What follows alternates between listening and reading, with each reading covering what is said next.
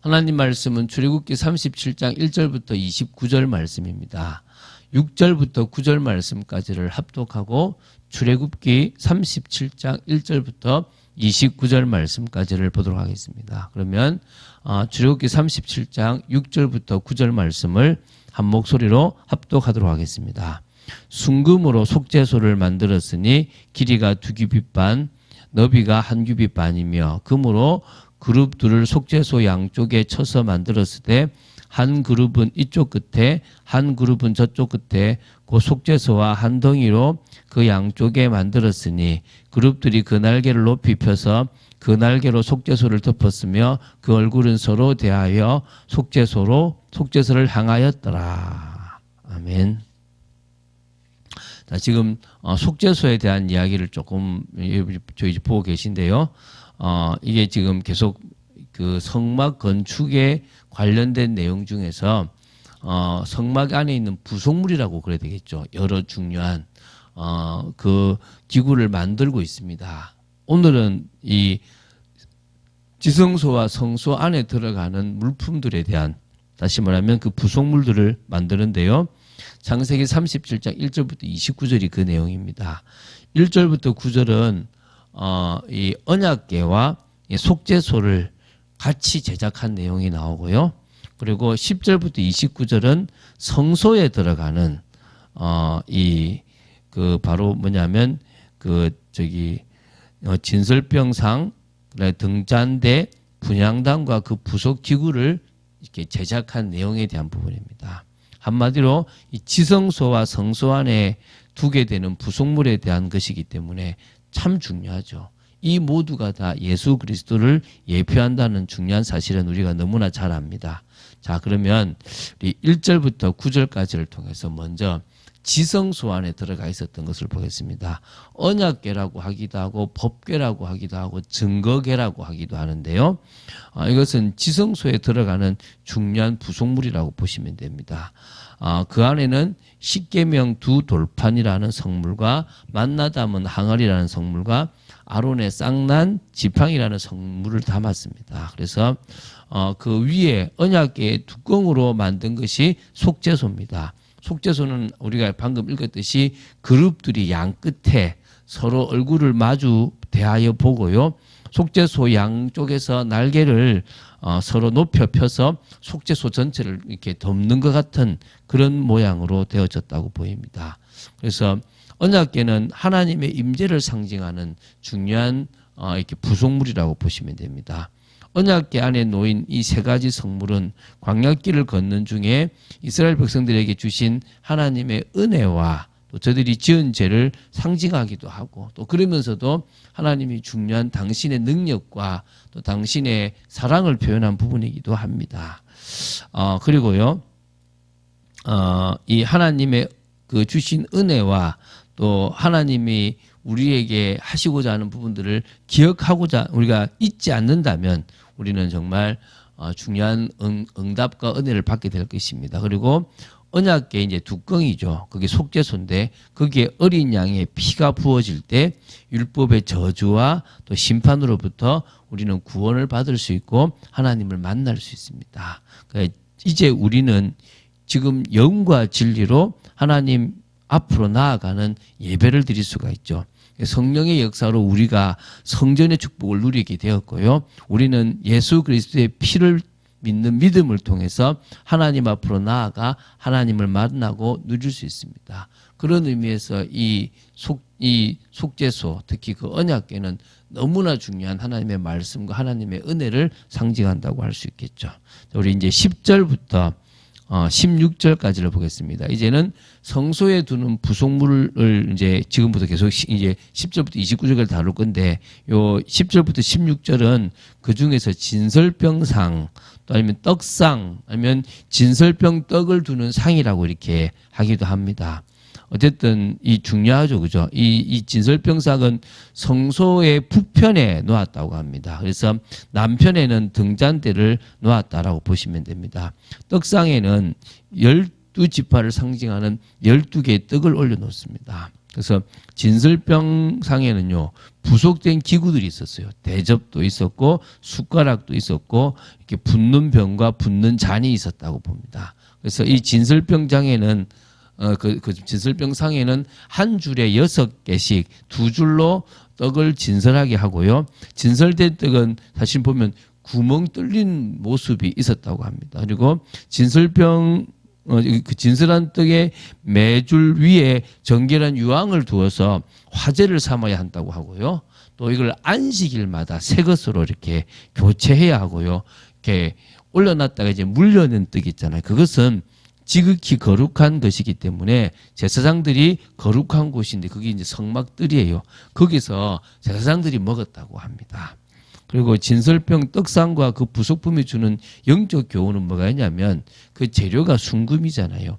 예수 그리스도로 말미암은 참 믿음을 의미하는 부분이 있고요. 또 항상 진설된 떡은 예수 그리스도와 그분의 말씀을 의미합니다. 그래서 우리는 항상 오직 그분과 그분의 떡을, 그분의 말씀을 우리가 받아들여야 될 것입니다. 항상 떡을 진설하는 것은요, 변함없는 영원한 언약을 나타냅니다. 그래서 그 영원한 언약이 있으니까 우리는 그 언약을 따라가고 있다는 사실을 기억해야 될 줄로 믿습니다. 17절부터 24절까지를 보겠습니다. 이제 등잔대와 그 모든 기구를 만들었습니다. 등잔대는 성소의 남편, 아까 진설병닭이 이제 북쪽에 뒀다면 성소에 이제 남편에 두는 건데요. 진설병상과 이렇게 마주 보도록 만들어 놨습니다. 등잔대의 재료는 순금 1달란트고요. 이 등잔대는 밑판까지 그 꽃까지 금을 쳐서 이렇게 하나로 만드는 것이고요. 보조 기구로는 불집게와 불똥 그릇이 있습니다. 그래서 이 성잔대의 7등잔을 저녁부터 아침까지 검사하고 관리하는 일을 하는 게 제사장에게는 중요한 일이었습니다. 늘 순결한 기름을요, 거기다가 끊이지 않도록 해야 하는 것도 중요하고요.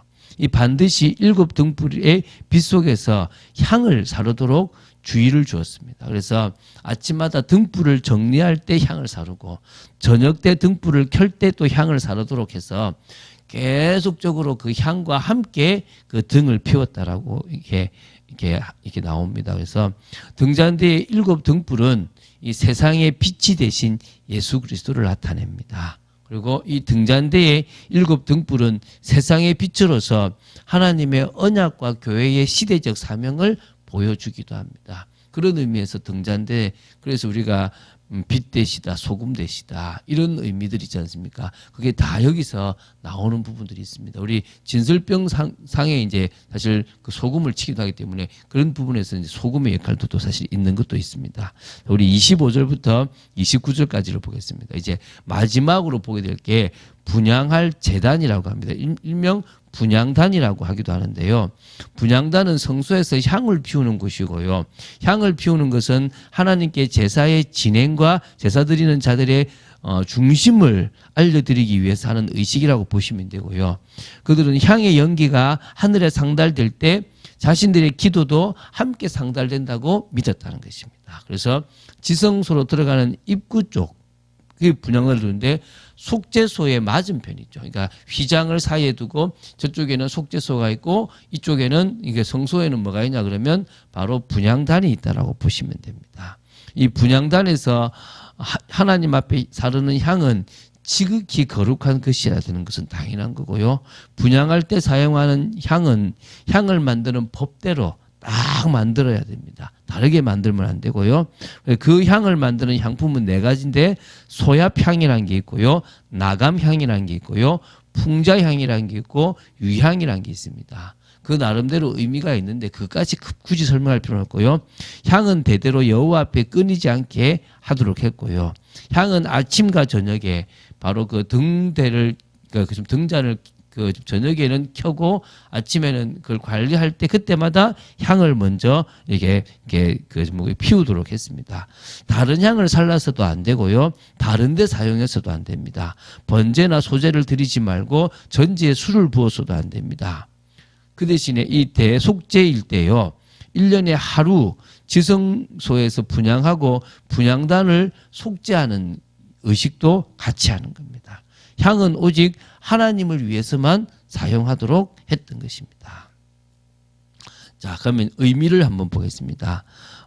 속죄소 맞은편에 이 지속적으로 두게 되는 것은 예수 그리스도의 중보 사역을 의미하게 되는 거고요. 지극히 거룩한 분향단에 지극히 거룩한 향이 있어야 함은 성도의 기도가 거룩해야 함을 보여주는 거고요. 분향단에 네 뿔이 있습니다. 그것이 기도의 힘과 기도의 권세를 상징하기도 합니다. 그래서 우리는 이 구약의 성막, 성전의 역할에 대해서 계속 알아갈수록 예수 그리스도의 이 구속사적인 그런 귀중한 사역도 알게 되는 것입니다. 그래서 우리가 이런 부분들을 알아가는 것 자체가 감사한 거죠. 자, 여러분 일단 그림을 그려보십시오. 지성소와 성소에 네 번의 덮개가 있습니다. 그리고 그 사이에 휘장이 있고 앞에 문에 휘장이 있습니다. 저 지성소에 언약궤를 두고 그 위에 속죄소 뚜껑을 둡니다. 요 앞에다가 뭐를 두냐 그러면 바로 이렇게 분향단을 두고요. 한쪽에다 진설병과 한쪽에는 등잔대를 두게 되는 것입니다. 요게 지금 이 지성소와 성소 안에 있는 겁니다. 전체적인 그림을 한번 우리가 다음에 볼 수 있으면 좋을 것 같습니다. 그것도 한번 제가 한번 준비해 보도록 하겠습니다. 그래서 우리는 그분의 그 예수 그리스도의 그 은혜를 따라서 가장 늘 충만한 축복들을 받아 누린 줄로 믿습니다. 오늘도 그것에 감사와 감격이 있는 축복의 인생이 되어야 될 줄로 믿습니다. 그런 축복의 인생이 되어지기를 주 예수 그리스도 이름으로 축원드립니다. 주는 그리스도시요 살아계신 하나님의 아들이심을 고백합니다. 저희들이 오늘도 지성소에 들어가는 부속물과 성소에 들어가는 부속물을 보며 우리와 관련된 하나님의 크신 은혜를 저희들이 보게 되었습니다. 주 예수 그리스도에 대해서 아버지 하나님 보게 되는 그 은혜가 너무나 귀하고 감사가 됩니다. 늘 잊지 않는 저희들 되게 하시고 예수 그리스도로 더 충만한 저희들 되기를 간절히 소원합니다. 주 예수 그리스도 이름으로 기도드립니다. 아멘.